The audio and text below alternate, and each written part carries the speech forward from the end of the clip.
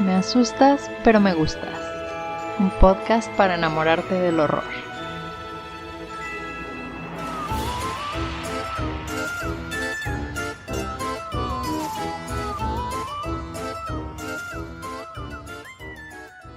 Hola a todos y bienvenidos al episodio 51 de Me asustas, pero me gustas. ¿51 ya? Sí, ya es el episodio 51, el pasado fue el 50. Y no hicimos algo especial. Ah, ya para el 100. Para el 100. Bueno, está bien, para el 100 esperen algo especial.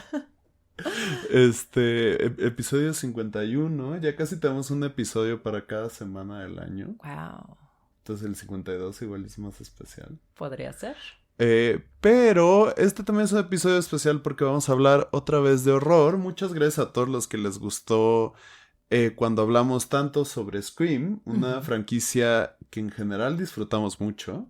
Y hoy luego vamos a hablar de una película que nos gusta mucho y pues ya veremos, ya verán qué pasa cuando reseñemos la nueva película. Ajá. Que es... La masacre de Texas.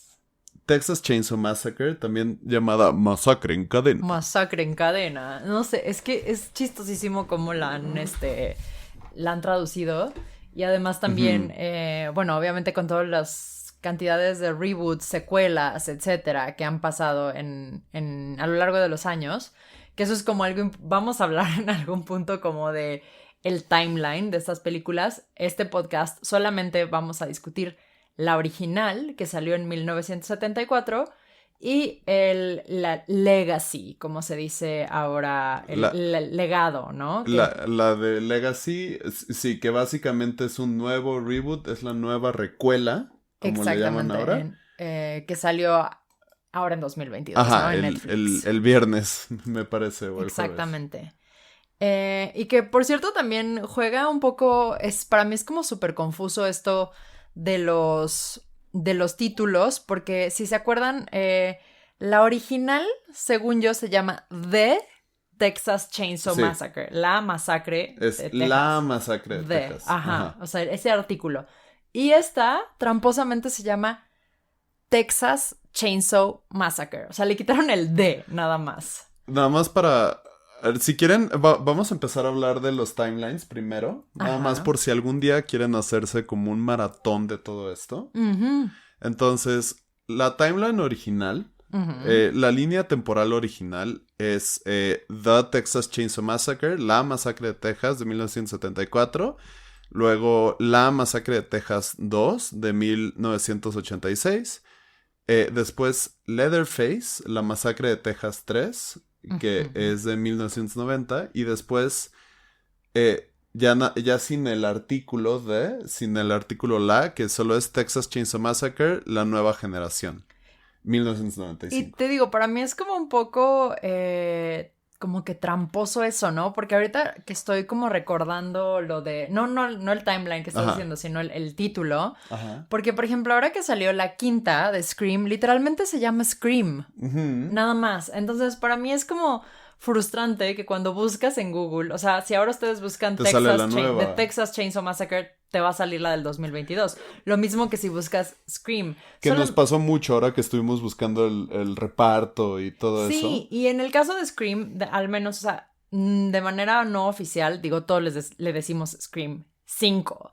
Pero en esta de Texas Chainsaw Massacre han habido tantas y han habido tantos títulos que ya es en medio buscar. Que ya es eso, ¿no? O sea, ayer que estábamos como buscando unos datos porque queríamos corroborar temas del reparto, de la película, etcétera, sale todo de la del 2022. Entonces, para mí, como un poco a lo mejor como señora de la vieja guardia, es como un poco... casi como una falta de respeto. Sí, me molesta que no se le dé su lugar así como de... Pues de aquí, la original caminó para que te pudieras correr, ¿no? Entonces... Y como consumidor también se me hace engañoso. Aparte todo esto es para quienes sepan de marketing y para los que no. Esto es lo que se le llama SEO, Search Engine Optimization, optimización de herramientas de búsqueda, básicamente. Ajá. Entonces, todo se trata de que cuando busques esto te salga lo más nuevo. Está sonando, se compra colchones tambores refrigeradores, porque esto es la Ciudad de México. Disculpen ustedes el audio. Tengo una idea para una película. ¿Qué tal que una de esas camionetas es realmente manejada por una familia de Leatherfaces? Y así pasan buscando a sus víctimas. Pasa. Sí, quien quiera dejar su refrigerador viejo ya valió su tele vieja. Se compran cráneos, pellejos, barbacoa de humanos. Se compran cráneos. Está muy bueno.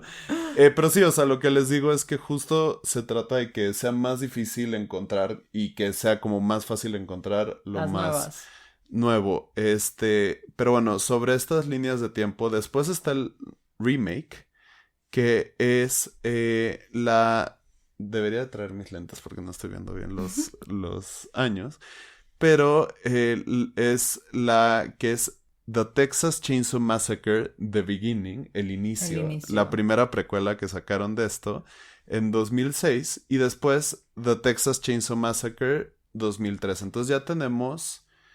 y 2003 es la de Jessica Biel. Para que no se confundan tanto, les vamos a dejar la imagen. Sí, claro, y de hecho la imagen ya la compartimos en redes la semana pasada. Y la hizo, hay que dar el crédito a quien, que es Bloody Disgusting, este sitio de todo de horror, sobre todo se especializa en películas, pero es muy bueno. Tienen buenos columnistas.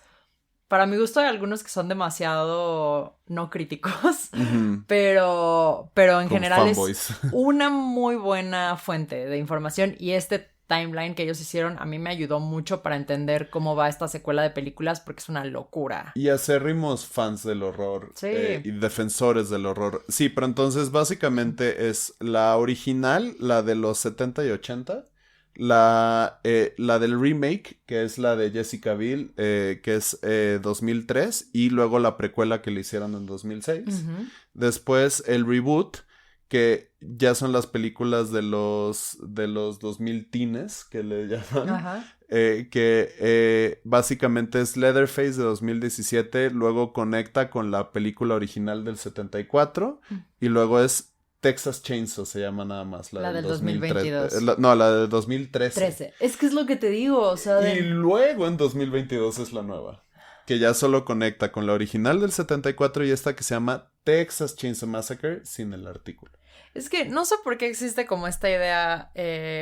Por ejemplo, para mí, yo lo había dicho, creo, en el podcast sobre Scream, se me hace como el poder de esa franquicia, de que si tú ves una película con el número 5 en el título, probablemente no vas a comprar un boleto para irla a ver al cine, porque dices, no manches, me tengo que echar las 4 anteriores antes de ver la quinta, ¿no? Entonces entiendo que esa es como una estrategia para las nuevas generaciones también, por lo que dijimos también que es una recuela, para que salga al cine, y es como decirle al espectador, no pasa nada, o sea, sí pasa, sí deberías de saber un poco a lo mejor quién es Sidney Campbell y quién es Gale Weathers, pero puedes verla, ¿no? O sea, puedes ir al cine a verla con calma. Esta, para mí, tiene todavía menos sentido porque salió directamente a Netflix. O sea, salió a una plataforma de streaming y es como de, ponle otro título, no seas tan tramposo, ¿no? De por sí ya tenemos este merequetengue con todas las que ya explicó ahorita Ramón, pero bueno, esa es una de las muchas críticas que tenemos sobre esto. Solo para resumirles este merequetengue, pueden ver las originales de los 70 y 80, pueden ver la de Jessica Biel y la precuela que le hicieron, pueden ver la de los 2000 más cercanos, que también es su propio intento de serie, y pueden ver la de Netflix que conecta con la original. De acuerdo. O pueden hacer lo que nosotros hicimos para este podcast, que exclusivamente vimos la de 1974 y la más nueva, la del 2022, si no quieren adentrarse, digamos, tanto en la saga, ¿no? Y que sinceramente el spoiler ahí es que como franquicia no creemos que haya tenido éxito.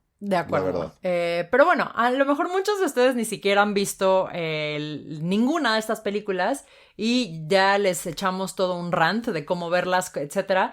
Por lo que mejor vamos a empezar yéndonos al origen, hablando de la película de 1974, de qué se trata, algunas cosas que nos gustan, otras que no nos gustan, y vamos a terminar el podcast discutiendo la del 2022, que pues ya les habremos spoileado desde que a mí me triggeré al título. No fue lo que esperábamos ni de cerca. Ni de cerca. No, justamente, ¿no? Y entonces tomen este episodio como un primer para que puedan ver lo que se les dé la gana. Uh-huh. Pero igual vamos a hablar de una, me parece muy buena película, que es la del 74. De acuerdo. Entonces, si quieres empecemos. Aquí Mariana se documentó muchísimo. Obviamente les voy a recomendar libros académicos. Bueno, un libro académico y otros dos más como de memorias sobre si son muy clavados, como yo, y quieren analizar más a fondo, ¿no? Las películas de esta saga de Masacre en Texas. Porque curiosamente es una de esas películas que muchas veces se piensa que es como violencia nada más y no hay como un trasfondo, ¿no? Más crítico.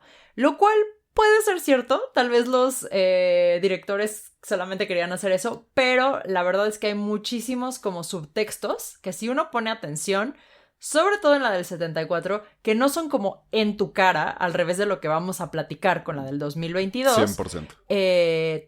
Son muy relevantes para la época 100%. en la que se estaban haciendo. Entonces, bueno, creo que hay unos libros muy interesantes que analizan esta película, la desmenuzan, y también otras que tienen como anécdotas, una escrita por el Leatherface original, el actor Gunnar Hansen. En donde cuentan, ¿no? Porque también lo que pasó es que, bueno, ahorita, después de que Ramón les platique a muy grandes rasgos de qué se trata la original, yo les voy a platicar sobre algunas como de las leyendas urbanas que se empezaron a esparcir a raíz de que esta película saliera a cines, ¿no? Y solo en este podcast tienen libros académicos, folclore y análisis cinematográfico alrededor de Texas Chainsaw Massacre. Ese cinematográfico muy amateur. Muy amateur. Ese sí va a estar Ese muy es amateur. muy amateur, pero el otro sí tiene maestría. El otro sí. El de folclore sí tengo maestría, amigos. Me parece perfecto. Entonces, justamente, la película, voy a hablar de algunos como momentos icónicos. No creo que sea una película tan spoileable en el sentido de que, pues, saben que hay una Final Girl o una Scream Queen, como le quieran decir. Y pues incluso la película, pues al mero principio te spoilea al final. Entonces voy a hablar simplemente de escenas y ya ustedes las van a poder ver y espero hasta volver a apreciar o apreciar por primera vez. Entonces empezamos en este Texas con el armadillo, que empezamos con un armadillo muerto. Cuando la estábamos viendo se me olvidó hacerte una pregunta porque como bien dice Ramón, desde el principio la película te da como una advertencia, ¿no? De qué vas a ver, que es una masacre, que fueron los hermanos Hardesty, bla, bla, bla, con un texto que para mí es reminiscente a Star Wars. Claro, es la época de los 70 en donde empezaron las películas con una explicación en texto amarillo. Ya saben, ¿no? Como el típico de Star Wars que empieza y sale el texto así como hacia la galaxia. Ajá. Así empieza esta, solamente que no va en diagonal, el texto va hacia arriba. Y me parece que es algo que también pasó, o corrígeme si igual y me estoy generando una memoria, pero también pasa con las de Viernes 13, ¿no? No me acuerdo. Yo creo que no sé. creo Tenemos que que la volver a primera verla, no, pero yo creo que no. Lo confirmamos después, pero sí, justo empieza con este bloque de texto amarillo. Ajá. Que explica lo que va a pasar, ¿no? O que incluso contextualiza muy extrañamente. Esta es una película, por cierto, de 1:30. Que se agradece el tiempo de duración, por cierto. Sí, que no la hayan extendido más porque es como muy... para mí es muy difícil que una película que se enfoca en lo violento, digamos, dure tanto, ¿no? O sea... 100%. Sí, creo que cansa mucho al espectador. Y esta, la verdad, para cuando empieza todo dices, no manches, pero es que apenas empezó la película y nada que ver, ya va a la mitad. Sí, ajá. O a más de la mitad. Entonces empezamos con esta parte de Texas, que puede ser del sur o del oeste. Están los campos de girasoles, los girasoles ya muertos en este como tiempo del verano súper pesado. Hay un armadillo muerto echándose a perder y empezamos con toda esta narración del radio de estos asesinatos horribles. Y de hecho empezamos también con una secuencia súper grotesca no de los asesinatos, perdón, sino de esta exhibición feísima que hicieron en un cementerio. Sí, o sea, son gente que está abriendo tumbas y robando cadáveres, ¿no? O sea, están como intentando investigar qué está pasando con esta, ¿cómo se llama? ¿Desacración? Ajá. Profanación. Profanación de tumbas. Esa es la palabra. Profanación de tumbas, que además ahí con una exhibición artística horrible, ¿no? Uh-huh. En este Texas sureño conservador. Ese horror pueblo. que se ha vuelto mucho y que la masacre de Texas es quizá el exponente más grande, como se le con el backwoods horror, el hillbilly horror, ¿no? Como mucho, o sea, toda proporción guardada, pero un rollo que a Stephen King le gusta mucho también, sí. O sea, esta idea de lo que pasa en el Estados Unidos rural, pequeño pueblo de Estados Unidos, el que no es la gran ciudad cosmopolita como nos la imaginamos, sino estos pueblos como alejados de la mano de Dios, de la gracia ¿verdad? De Dios. Ajá. Y esto es todavía, porque Stephen King además como que les da como un ojito como más bonito, y esto es como de la parte rural olvidada. Totalmente. Que ahorita vamos a platicar más de eso, de Estados Unidos. Entonces, vemos en todo este contexto a unos jóvenes viajando por los campos de girasoles, y conocemos a Franklin, que es un joven con discapacidad que está en una silla de ruedas, que se la está pasando muy mal en el viaje. Vemos a un grupo de jóvenes, a la hermana de Franklin, que es Sally, y vemos a otra que está obsesionada con la astrología. Pam. Y hablan de Saturno en retrógrado. Ella trae una de estas guías que hasta la fecha se publican, curiosamente, en donde vienen como los horóscopos del año, ¿no? Y ella empieza a platicar que pues Saturno está en retrógrado y que eso va a tener como que Saturno de por sí es una influencia maligna, según esto, y que ya con eso les depara como un destino muy horrendo, ¿no? Las cosas no se ven muy bien para lo que va a pasar. Y empieza a leer como los horóscopos de cada quien. En particular, el único en el que se detiene, me parece, y corrígeme si mal no recuerdo. Se detiene el de Sally. Y en el de Sally, que es Capricornio. Sally, que además yo sí, Capricornio. Y Franklin. Y en particular a Sally le dice como, oye, pues a Capricornio lo rige Saturno y es el planeta que está en retrógrado. Entonces ten cuidado porque parece ser que van a pasar cosas horribles que sí. Jamás podrías imaginar. Entonces desde ahí ya nos están dando como un foreshadowing, ¿no? Una imagen de lo que viene. Ya sabemos que todo va a ir, bueno, desde antes, desde el texto, como Ramón nos había dicho. Pero lo que es interesante de lo que ha contado hasta ahora Ramón es que, por ejemplo, el armadillo que vemos ahí muerto al lado del camino, en uno de estos libros que les recomiendo, que de hecho el título está en inglés nada más, se llama The Texas Chainsaw Massacre, The Film That Terrified a Rattled Nation. O sea, la película que aterrorizó a una nación que ya estaba como tambaleándose. Ajá, exacto. Ajá. El autor es Joseph Lanza y él ahí, por ejemplo, habla de cómo el armadillo es un símbolo de Austin, Texas. Es un animal típico de ahí, es un animal que además está asociado con los pueblos originarios que vivían en Texas antes de que llegaran pues, todos los colonizadores blancos, etc. Y que, bueno, se ha vuelto como en un símbolo interesante de la identidad hasta cierto punto, como del estado.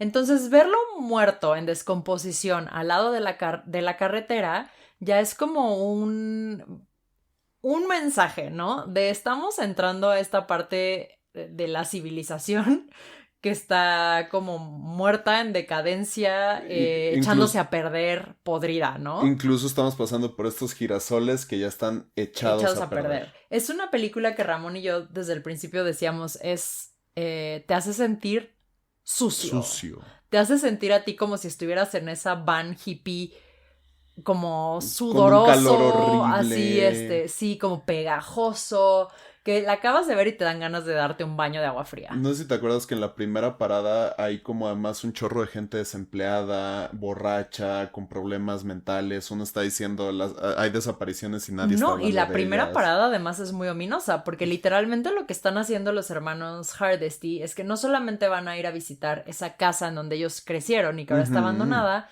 sino que literalmente van a parar en el cementerio para ver si la tumba de su abuelo no fue una de las tumbas desacradas. que profanaron, ¿no? Profanaron, perdón. Entonces, desde ahí ya, ¿qué clase de road trip es ese de, vamos a ver si alguien abrió la tumba de nuestro abuelo para robarse los huesos? Entonces, la primera parada es un cementerio, ¿no? Y cuando te enteras que, por ejemplo, Franklin cero quería, y la hermana como que lo sonsacó, pero al mismo tiempo lo invitó por... Lástima. Por lástima. Sí. Pero bueno, en medio de todo esto recogen a un autoestopista, alguien que está pidiendo ride. Y digo, más adelante nos vamos a enterar de la familia del autoestopista. Pero entonces empieza una secuencia extrañísima y ansiosa que justo te da este ambiente de encierro, ¿no? Encierro en la carretera. Y de ser vulnerable totalmente. Y de vulnerabilidad, ¿no? Además empezó el pánico de los autoestopistas en esta época en Estados Unidos y todo eso. Y pues justo recogen a una persona con una deformación en la cara que está claramente mentalmente inestable, que guarda las cosas en una bolsita, en un morralito hecho como de piel, ¿no? Como de pieles que se ve que él mismo obtuvo. Tiene una cámara, que es como una Polaroid viejita, súper interesante, por cierto. Y que, por ejemplo, se lastima con el propio cuchillo de Franklin, ¿no? Y que además hay como un diálogo ahí que de momento, pues por lo mismo que dice Ramón, que esta es una persona que claramente tiene algún tipo de enfermedad mental o está inestable emocionalmente, parece ser que lo que él está diciendo es como nada más, obviamente funciona para perturbar al espectador, pero hay como de nuevo un trasfondo bien interesante en lo que está contando, porque justo antes de que recojan al autoestopista pasan por un matadero de ganado, ¿no? Y Franklin empieza a hablar de cómo se mata al ganado. Y dice, bueno, antes lo hacían de una manera muy violenta, ahora se utilizan estas... Con un martillo. Con un martillo. Pesado. Y ahora se utilizan estas pistolas de aire que... Automatizaron el proceso. Que automatizaron el proceso y se supone que los animales sufren menos. Y además pasan por los mataderos que huelen horrible. Ajá. Y fodder para veganos, así... Totalmente. Y el autoestopista, cuando empiezan como a platicar de a qué se dedican, dice que, bueno, su familia trabajaba en el matadero. Y cuando vuelven a retomar este tema de que ahora se mata a los animales sin tanta crueldad, él dice, no, era mucho mejor como lo hacíamos antes, porque desde que se automatizó este proceso, muchos hemos perdido nuestro empleo, ¿no? Entonces te empieza a hablar como de este cambio hacia la modernidad, está generando de algún modo una crisis económica en las personas que se dedicaban a esto, ¿no? Sin meternos en el tema de que, pues, obviamente... Para mí, una persona que ama a los animales, etcétera, mientras menos crueldad y violencia pueda haber en este proceso, es mejor.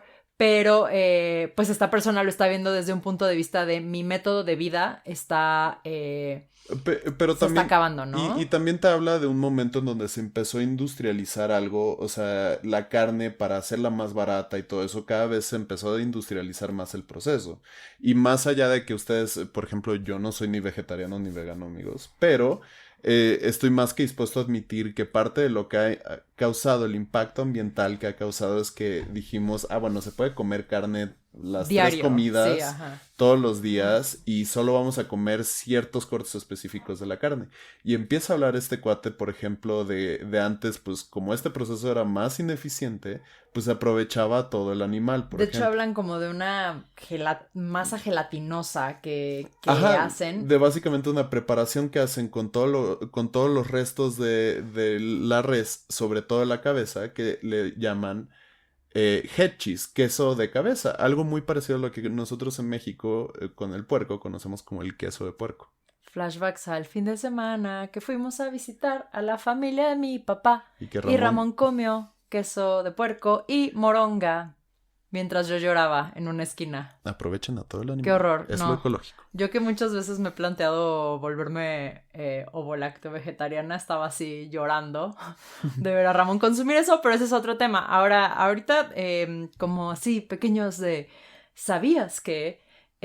Con los temas que ya hemos platicado hasta ahora, es curioso que Tobe Hooper originalmente no se llamaba Masacre en Texas, la película, sino que algunos de los títulos que se estaban manejando uno era Leatherface, que después habría una secuela llamada así, pero originalmente habían pensado llamarle Saturno Retrógrado a la película, de acuerdo a este libro que les conté, y otro de los títulos era Head Cheese, o sea, queso de cabeza. Que Head Cheese es un título un poco más serie B. Sí, totalmente. Es como muy para ultra fans del horror. Es que tú verías una película llamada Queso de Cabeza. Maybe, pero pensaría... Interesantemente se me haría como... Me daría más miedo el gore que con una llamada Texas Chainsaw Massacre. No sé, hay algo ahí, ¿no? Hay algo como de que hace más ominoso el título. Muy extraño, ¿no? Las flipantes aventuras de la cuajada de leche de cabeza. Y medio que te spoilea la película. Perdón. En fin. Ay, qué risa. Ya nomás en lo que llevamos hay tantos títulos posibles para este podcast. Es correcto. Pero eso está un poco largo.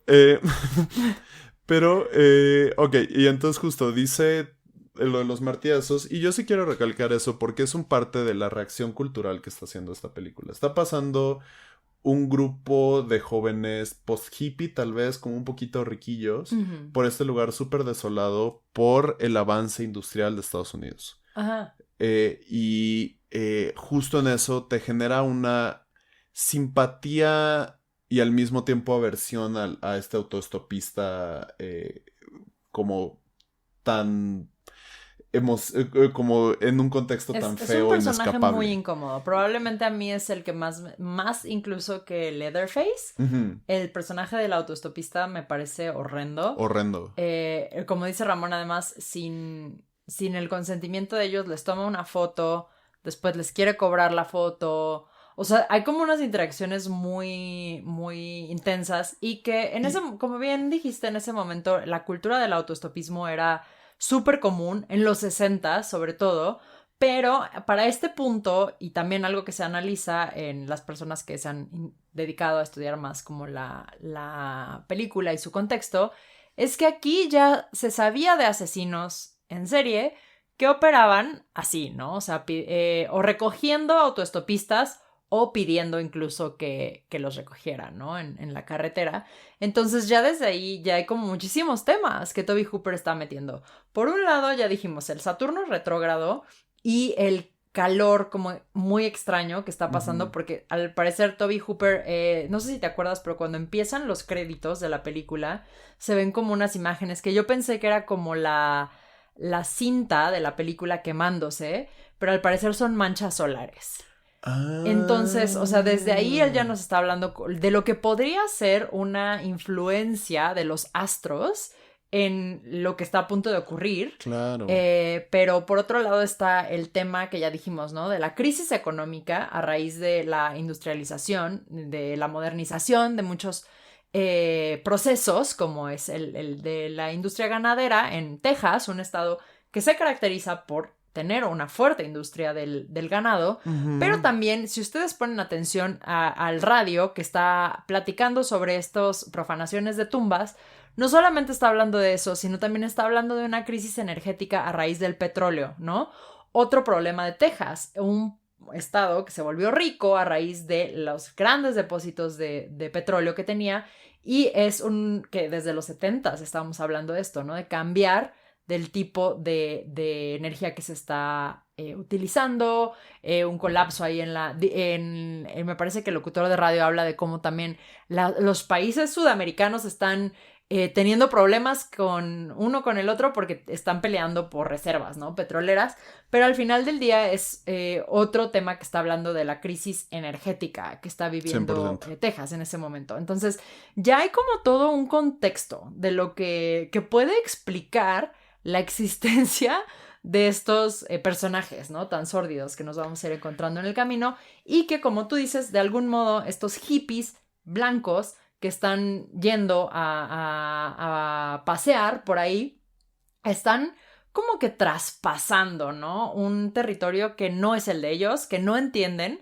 a pesar de que siempre se me ha hecho muy, muy curioso el tema de que Sally y Franklin crecieran ahí, que básicamente eran vecinos, ¿no? De esta gente. Es un tema que no me acaba como de cerrar tanto. Que creo que eran como muy jóvenes y sí, se siente más como una excusa para que estén ahí. Ajá. Que es, digamos, quizás una parte flaca de la película, pero no interesa tanto eso. Pero sí, tal vez estos son unos jóvenes que fueron a más y que están regresando a sus orígenes rurales ya sin un contexto de la ruralidad verdadera, ¿no? Claro. Porque incluso Franklin, pues, como te digo, fue como, ay, pues sí, pusieron las pistolas y ya está, y todo mejor para todos. Y esta gente, como, pues, no necesariamente, ¿no? Claro. Pero bueno, paran en esta gasolinera, en donde básicamente el de la gasolinera les dice, no hay gasolina, pero sí hay barbacoa. Exacto. Y entonces... compran una carnita. Compran una carnita y deciden, en contra de las recomendaciones del de la barbacoa, que les dice, no, quédense aquí porque pues va a venir la gasolina más tarde, ahorita está escaseando, pero va a llegar hoy en la noche o mañana temprano, no pasa nada. Y ya, no pasa nada. Y ellos, no, sí vamos a la casa. Entonces se van a la casa vieja del abuelo, está horrible. Franklin se la está pasando pésimo porque además lo dejan ahí abandonado. Se van los otros dos de los otros acompañantes que son, me parece, Kirk y Pam.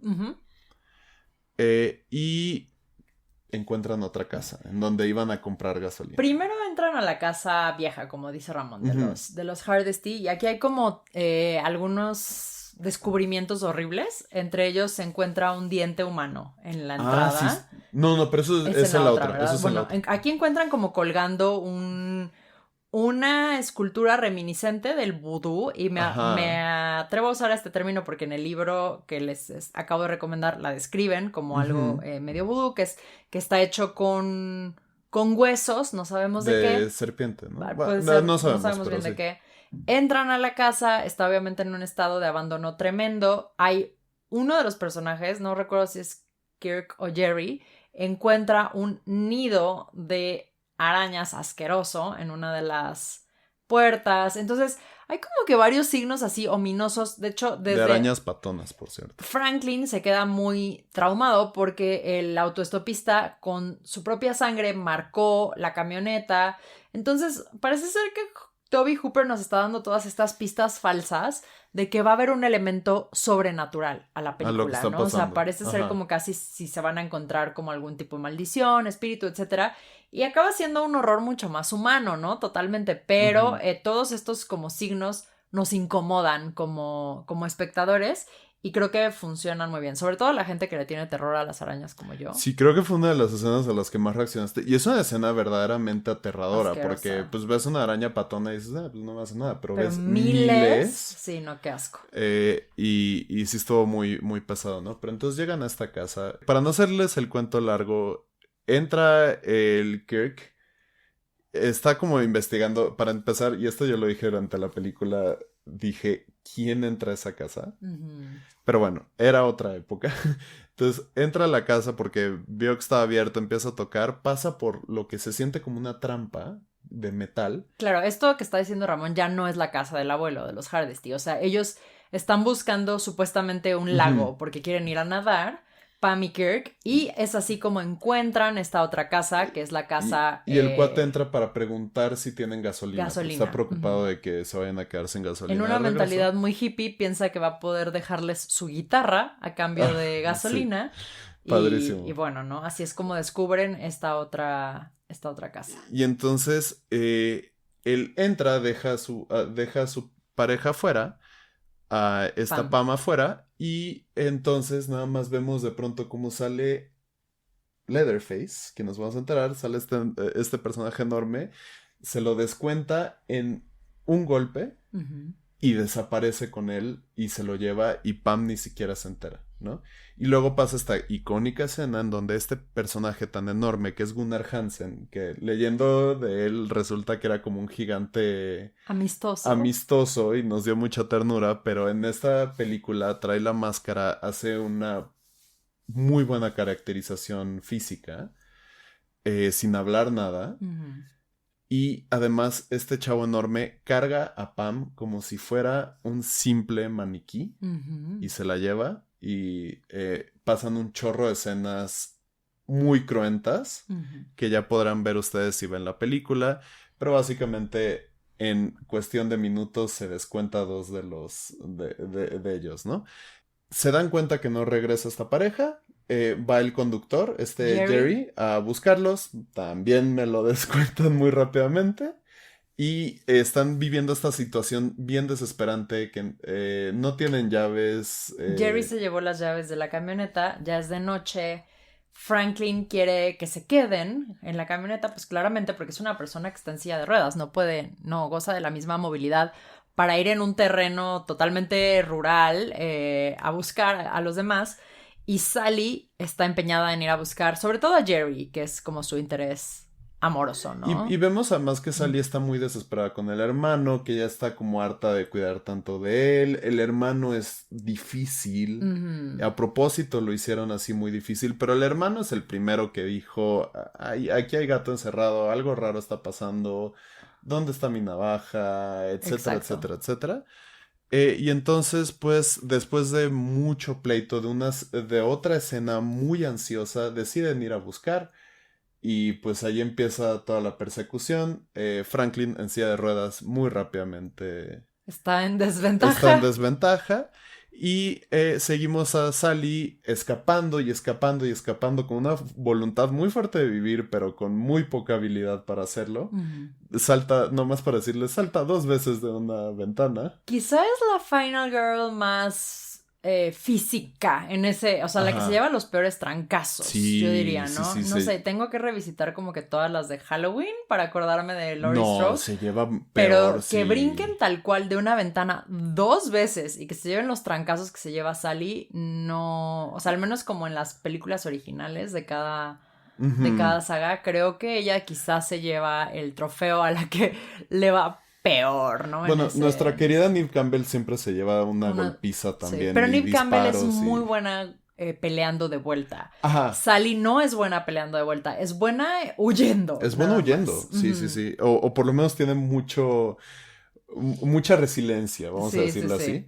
así. También ahí se encuentra a los abuelos, que vemos como dos cuerpos generados ahí horrible. Por cierto, otra cosa es que la casa de Leatherface es una situación horrible. Está llena tiene un trono ahí, como también como estilo Con restos vudú, humanos. O sea, con empiezan restos a caer humanos. obviamente las piezas del rompecabezas de que estas son las personas responsables de los robos de tumbas que habían estado pasando.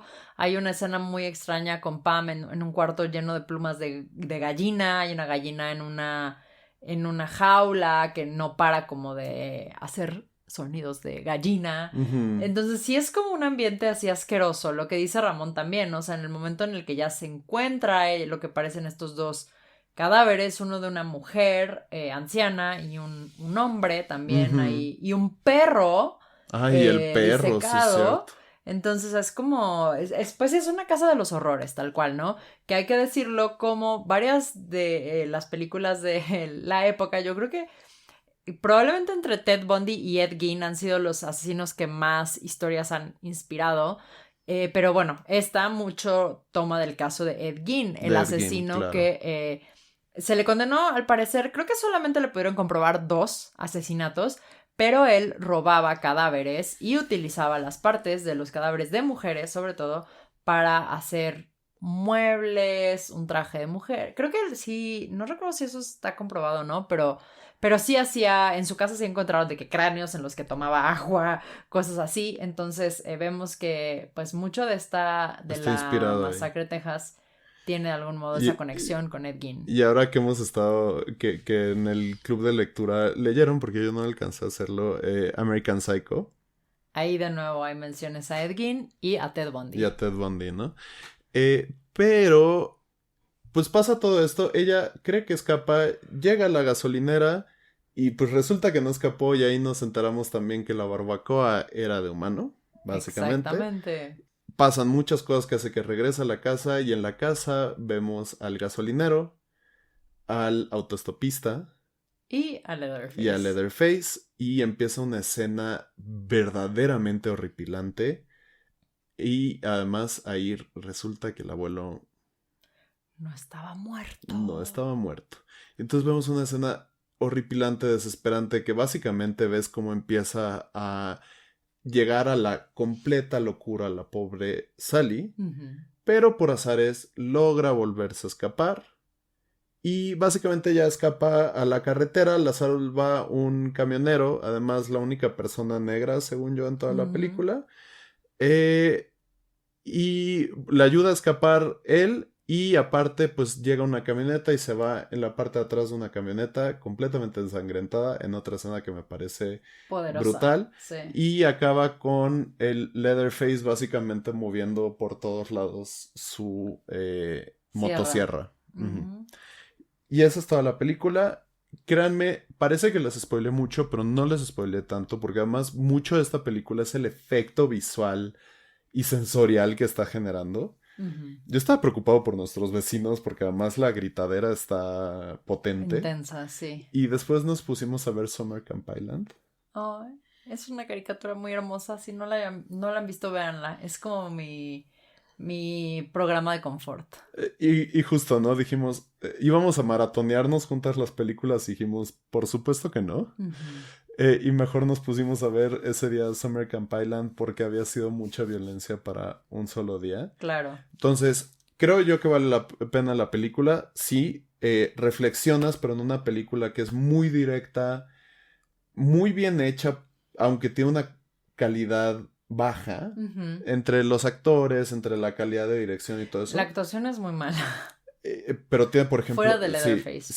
Sí, fuera de Leatherface la actuación es bastante mala. Y bueno, Franklin tiene sus positivos negativos. Porque estábamos viendo que además se creía actor método, este cuate. Entonces, horrible. Y que al parecer de que en la realidad no era una persona que necesitaba usar silla de ruedas, se negaba a levantarse de la silla de ruedas y hacía que los demás actores le trajeran las cosas y así. Entonces, y además, bueno, también otro chismecito del libro chismecito es que Toby Hooper, al parecer, como que Marilyn Burns, quien interpreta a Sally, y el actor, que se me olvida el nombre, pero de Franklin, se cayeron mal desde el principio. O sea, a pesar de que tenían que ser hermano y hermana en el set, no se cayeron bien, no... Y en la película sí se nota el odio entre los dos. Cuando se están, en esa escena en la que están como debatiendo si ir o no a buscar a Jerry, que es muy tensa, al parecer ella dice que no le costó nada de trabajo esa discusión porque no se llevaban nada bien ellos y porque además Toby Hooper se dio cuenta de esto, el director, y empezó como a echarle más leña al fuego, ¿no? O sea, le decía, uy, Marilyn, ¿qué crees que me dijo este tipo sobre ti? Un clásico de los 70. Uy, no sé qué, para que se cayeran todavía peor y entonces esas escenas como que funcionaran más, ¿no? Pero bueno, en general me parece una película que hay que ver, si te gusta el horror.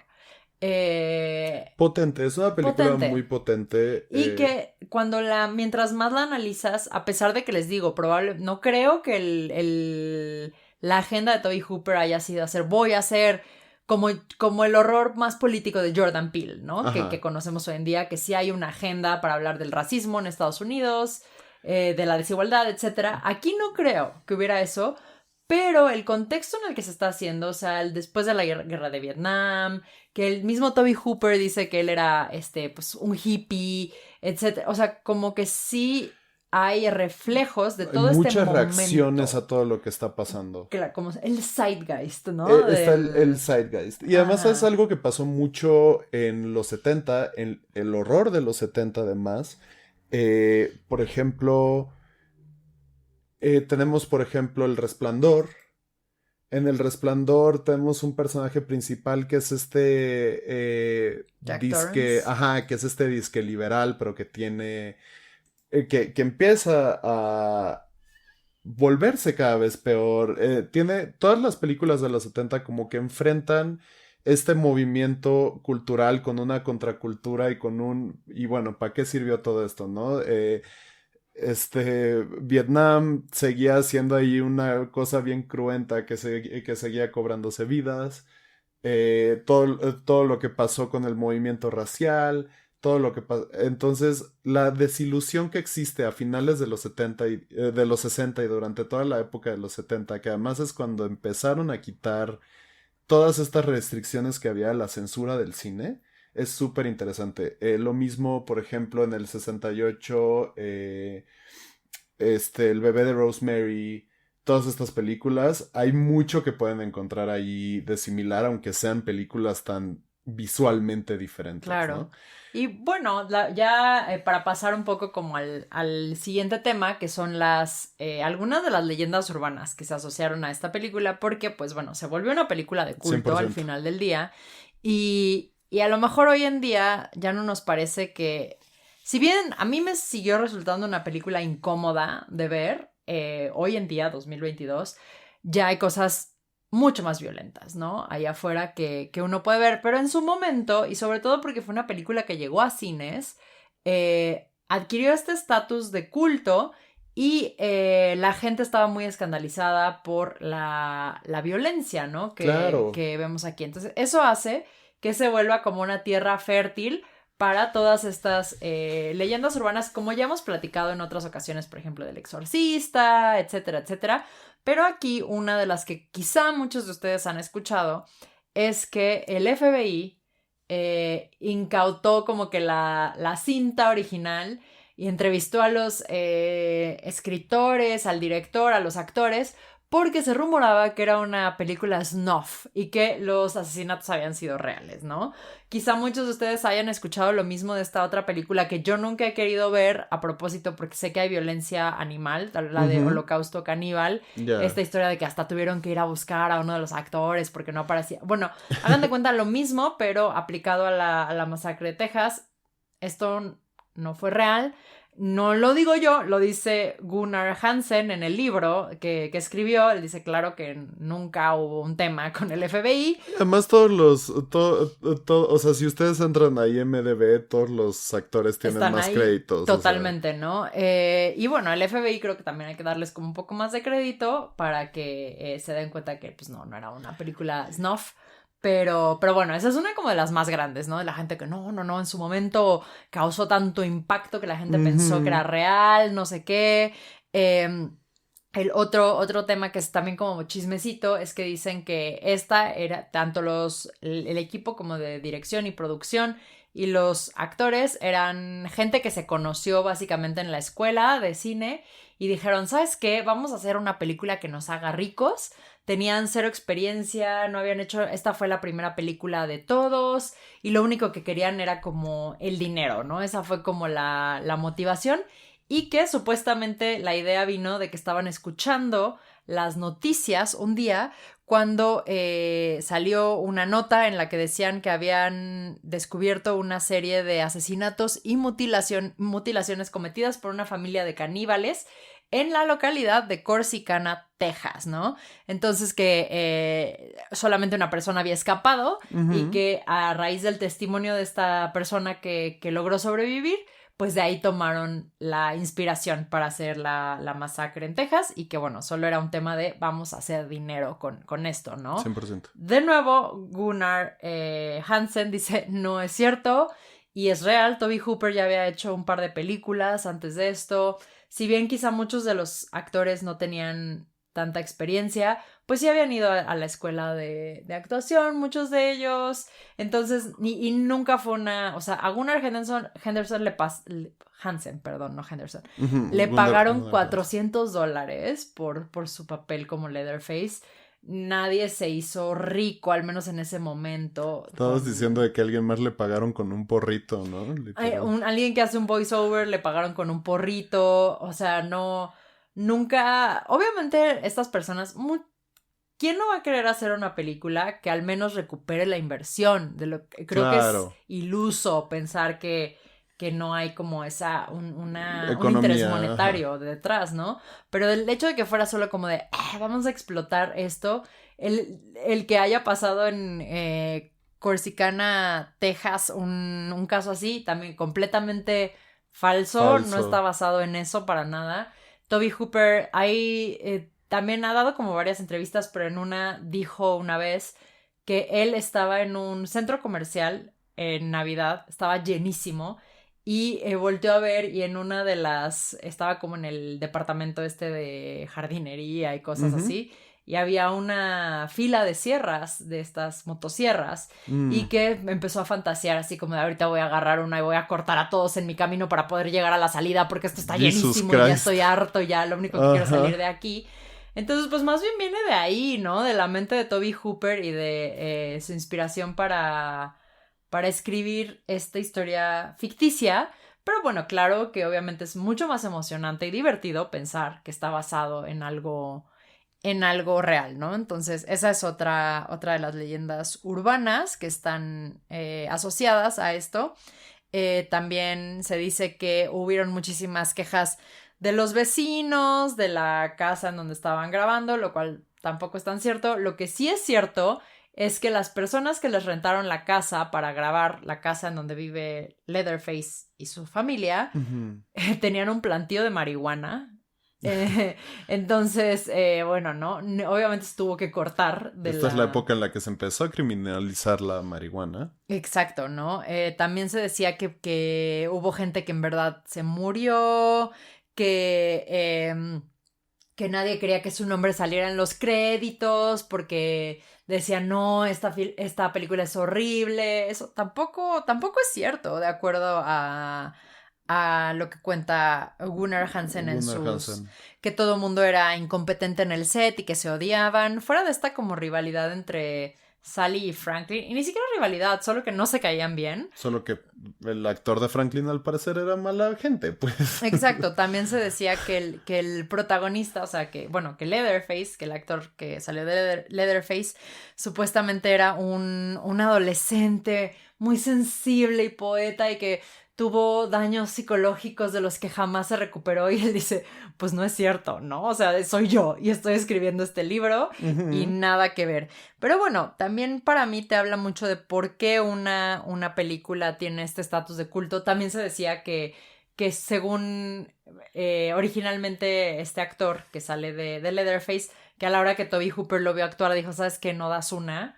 No, tuvo como un breakdown, una crisis, y que de ahí vino la idea de ponerle una máscara y decirle... Y que no hablara. No hables, ¿no? O sea, tú nada más... Y él dice que claro que no, eso no era cierto. De hecho, él se documentó para ver los movimientos corporales que iba a hacer.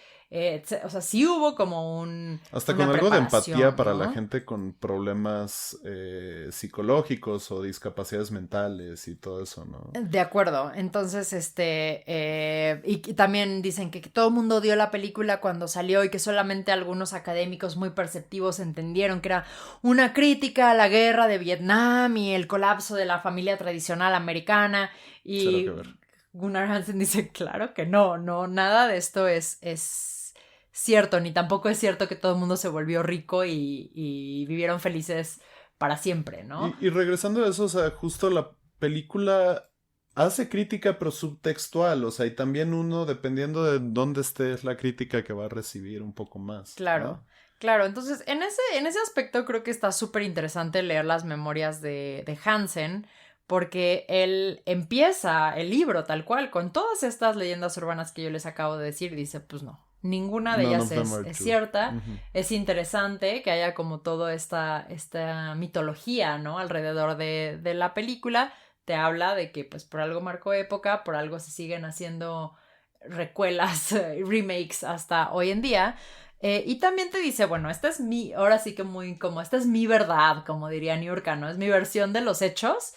Es totalmente cierto que probablemente las personas que están ahí tengan como otro tipo de recuerdos. Pero así como lo la viví. Sally que le fue espantoso al parecer. ¿Cómo se llama? Marilyn Burns. A Marilyn Burns que se lastimó con el martillo, me estabas contando. La lastimaron de verdad en la escena y en la escena en la que el abuelo le está chupando sangre del dedo, en verdad le está chupando La sangre escena del más dedo. terrorífica, en mi opinión, de toda Sí, la película. porque no funcionó bien como la pieza prostética que tenían y después de 1000 veces de intentarlo, llegó a tal grado que ya la cortaron de verdad y ella ya estaba tan cansada y tan que hasta como que no le cayó el 20 de lo que estaba pasando y se enojó mucho, con justa razón, tiempo después, ¿no? Cuando ya vio cómo había estado Lo todo que estaba el pasando. show. Entonces, bueno, de nuevo, ¿no? Eran los 70, principios de los 70 además, no había una regulación como hay hoy No, en pues día. ver lo que le hizo Kubrick a la pobre, ¿cómo se llama? La del Resplandor. Wendy, A la pero... pobre de la actriz de Wendy Ajá, que se la trajo a la pobre súper mal, mal, mal. mal. Aquí, por ejemplo, la actriz que sale de Pam dice que entre toma y toma para relajarle la garganta y todo, porque ya no podía gritar, ya no tenía voz, le daban shots de Jack Daniels. O sea, prácticas que si Hoy hoy en en día ya día no se se siguen podría. haciendo, se tiene que hacer muy por debajo de la mesa, pero que aquí estaban totalmente Sí, normalizadas, era como, ¿no? pues es lo que te tocó vivir, Amix. Sí, entonces, bueno, está muy interesante. El libro, otro que les estoy diciendo, también solo está en inglés, se llama Chainsaw Confidential, How We Made the World's Most Notorious Horror Movie. O sea, los dos tienen unos títulos así larguísimos, pero Ujú. bueno, el autor es Gunnar Hansen, el que interpretó a Leatherface. Y hay otro libro que no lo leí por falta de tiempo este podcast, pero me parece que es así como La Masacre de Texas Companion, se llama Mm. el libro. Y bueno, ¿no? Esto también analiza la película y te da como elementos clave que puede como enriquecer perdón, la apreciación, ¿no? 100%. De la película. Entonces, bueno, una vez ya que platicamos, y podríamos seguir hablando solo de la original durante todo el episodio, y quisimos centrarnos más en esta, porque como dicen por ahí, cuando no tienes nada bueno que decir, mejor no digas nada. Ujú. Me gustaría nada más que ya cerráramos el episodio platicando de la del 2022. Sí, a ver, la del 2022. Como yo les dije, la original tiene este elemento de crítica un poquito reaccionaria, como esto es también una consecuencia del progreso. Mientras que esta empieza con un grupo de chavos, todos ellos terribles personas, ningún personaje nos cayó bien No. y creo que está a propósito hecho para que caigan mal los personajes. Toda la película lo único que deseaba era que ya los machetearan, la verdad. Sí, sí, la verdad. Y entonces llega este grupo de gentrificadores que además un señor en el pueblo les dice, ah, malditos gentrificadores. Gentrificadores, ajá. Y es como, sí, ese es lenguaje pueblerino, amigo, Ajá. seguramente. Y entonces son estas personas que llegan básicamente a vender el pueblo. Que eh, compraron como que cooperaron con el banco, por lo que entendí, para comprar un pueblo fantasma, un pueblo básicamente, ¿no? En fantasma en donde Texas. había sucedido la Texas Chainsaw Massacre, básicamente. Ujú. Bueno, cerca de donde había sucedido, porque lo otro había sido en una casa ahí en medio de la nada, ¿no? Y entonces llegan y se dan cuenta que hay una bandera confederada. Además, importante decirlo, uno de los personajes es afroamericano, entonces, Ujú. y las personas que van a venir claramente no quieren tener que lidiar con la realidad de un pueblo racista, ¿no? Entonces, el primer, como ahora sí que red flag, es corre y quita esa bandera confederada, porque ahí vienen los potenciales inversores. ¿Y qué van a hacer cuando vean como ¡oh! Se van a infartar, ¿no? Sí. Ante la realidad de que siguen habiendo muchos racistas en Estados Unidos, Y ¿no? entran y resulta que la casa está ocupada y no les va a quemar el resto de la película, pero todo empieza ahí con que básicamente matan a una señora que tenía un orfanato del susto y resulta que eso es lo que desata a La Leatherface. masacre, ajá. Ajá, ¿qué es lo que desata la masacre? Y entonces es un poco como esta crítica de, ay, estos jóvenes que tienen estos valores que podrían considerarse de izquierda, pero que en realidad son unos privilegiados, llegaron a un pueblo al que no pertenecían y llegaron hasta a criticar las costumbres de esos pueblos, que una de esas costumbres era ser racista, que incluso la señora es abiertamente racista. Sin darse cuenta, además. Sin darse cuenta. O sea, lo tiene normalizadísimo. Exacto, ¿no? Y entonces uno de los grandes héroes de aquí es como un republicano de armas, y aparte uno de los personajes que vemos aquí había sobrevivido. Se les hizo súper inteligente comparar la masacre en Texas con un tiroteo escolar. Además es una película que no tiene, al menos desde mi perspectiva, una agenda clara, porque toda la película, uno de los personajes pues está reviviendo este evento traumático que fue vivir un tiroteo escolar, y es como, no, antiarmas, pero si estás en una situación, o sea, ya saben, es como es que a mí... ¿Se acaba sintiendo como una película pro armas? Pro armas, porque, y por favor díganos si ustedes la sienten de otra manera, si a lo mejor hay como una lectura que no le estamos dando, porque yo mientras más lo pienso estoy como, ¿qué pasa aquí? No, sí. Porque yo lo que escuchaba en mi mente era la voz de estos señores que dicen, se acabarían los tiroteos escolares si los maestros tuvieran armas, porque en ese momento le dan al que voluntariamente o involuntariamente lo están diciendo. Sí, totalmente. Y voluntariamente o involuntariamente están diciendo como, hay como algunos valores estadounidenses que estos chamacos horribles que solo quieren comunismo en Estados Unidos, pero que, o sea, entiendo la crítica de, uy, sí, como que tienes estos valores de izquierda, pero bien que tiras, que trabajas con un banco que estás sacando para a la gente de sus casas. Y esa es una crítica real, pero la hacen tan textual que es muy fácil que se te vaya hasta el otro lado, y entonces básicamente es como, no, todo funciona mejor en Texas así con armas y camionzotes y así, ¿no? Sí, y se vuelve una película muy chafa. Se vuelve una película en donde en la película original simpatizas con la familia de Leatherface, si bien no estás de acuerdo con lo que haces, pero simpatizas con que están en una posición terrible, ¿no? Aunque al final acaban siendo por mucho los villanos y no tienen una sola cosa que los redima, claro, ¿no?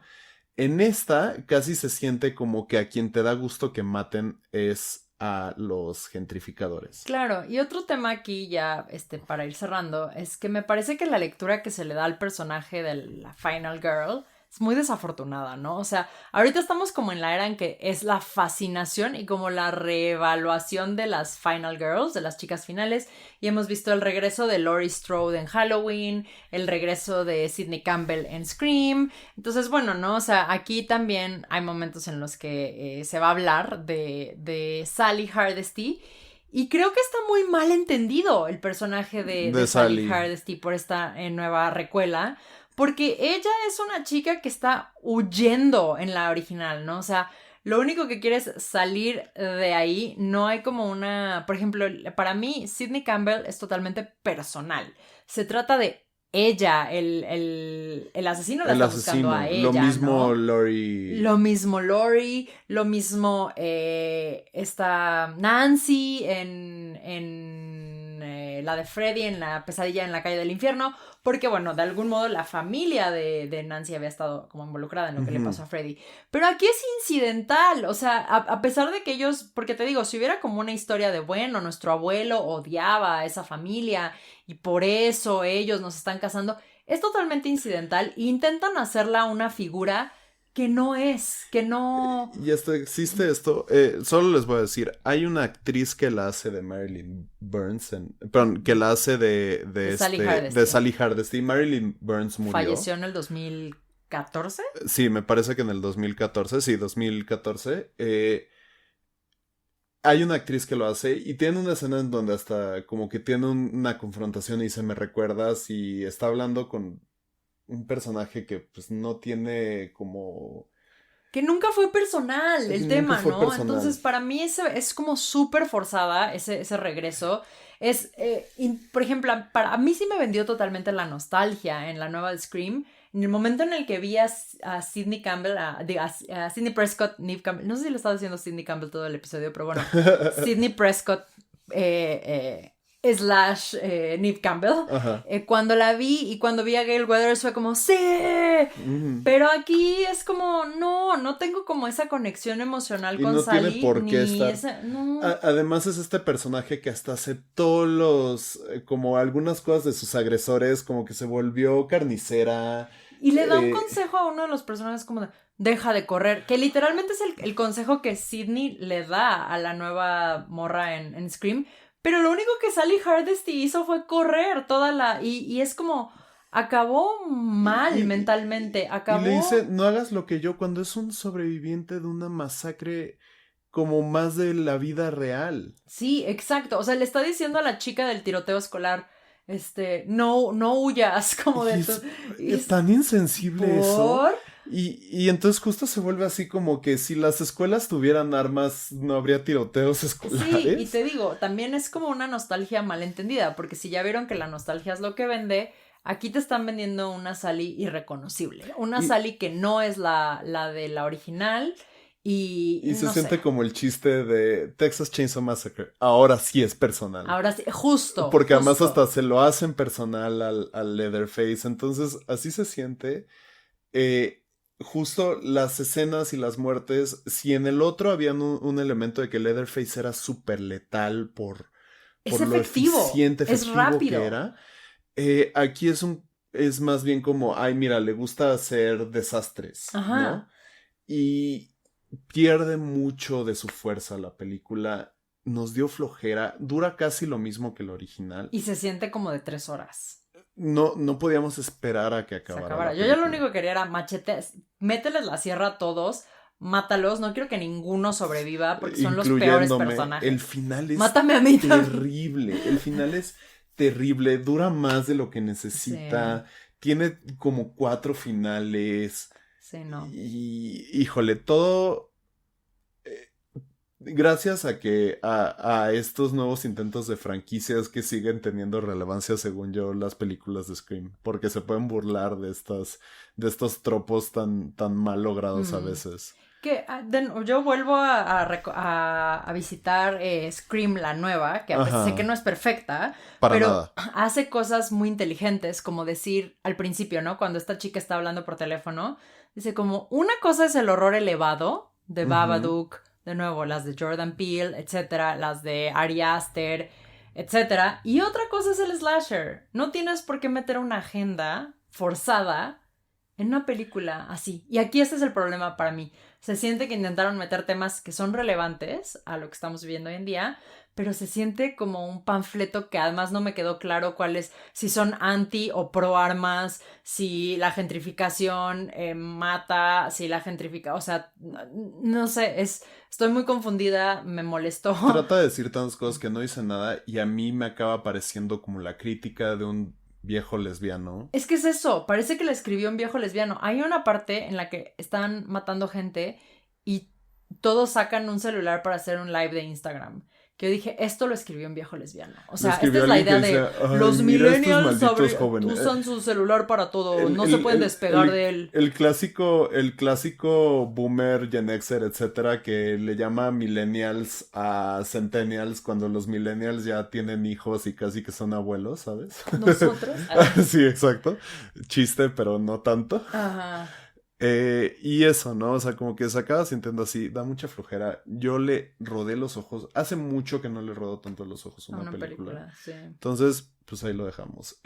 Si ustedes quieren verla, pues ya les dimos mucho contexto. Si la quieren defender, también, estamos abiertos a escuchar a personas que sí les haya gustado.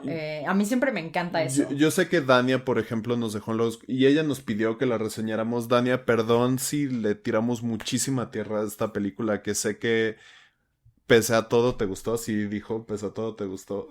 Está bien si les gusta, no pasa nada. No tienen que llegar a donde nosotros lo llegamos o desde la perspectiva que nosotros llegamos. Hay momentos entretenidos, no todo es no rescatable la película. Claro, y también de repente nosotros somos súper intensos. O sea, lo cierto es que también puedes verla y solo divertirte y decir qué bueno que mataron a esta gente. Y en ese aspecto puede ser que tenga algunos buenos killings. Pero incluso para nosotros no logró eso. No logró eso. Entonces, si a ustedes sí nos encanta escuchar y leer sus opiniones distintas. Discútanos, por favor. Sí, yo les recomiendo mucho estos libros sobre la original. Si quieren como más literatura sobre películas de terror, díganme. O también podemos tener podcasts en donde hablemos como de esta literatura. El cine no es mi especialidad, entonces no puedo hablar como de temas muy técnicos, pero sin duda les puedo recomendar libros de esto, sobre las mujeres, Final Girls, el feminismo y las películas de horror. Son como temas que me gustan mucho y que medio intenseo de repente con algunos libros. Entonces, bueno, ¿no? Y que tuvimos un momento muy interesante investigando al respecto. Creo que lo más interesante de todo este episodio fue todo lo que investigamos alrededor de este episodio. Claro. Entonces yo me divertí mucho haciendo este episodio y de hecho me divertí mucho con la original, a pesar de que pues justo es una película que no necesariamente es para todo el mundo, pero que me parece muy válida y que me parece muy importante para el género del horror. Esta nueva pues va a depender un poco de qué les gusta ver y qué no les gusta ver, si esta les llama la atención, pero no me parece para nada esencial. De acuerdo. Para los fans del género, la verdad. Uh-huh. Entonces, así lo dejamos. Muchas gracias a todos por escucharnos. Espero que les gusten estos episodios. Cuéntenos de qué más quieren que hablemos. Y pues tengan muy bonita semana. Nos vemos muy pronto. Bye. Bye.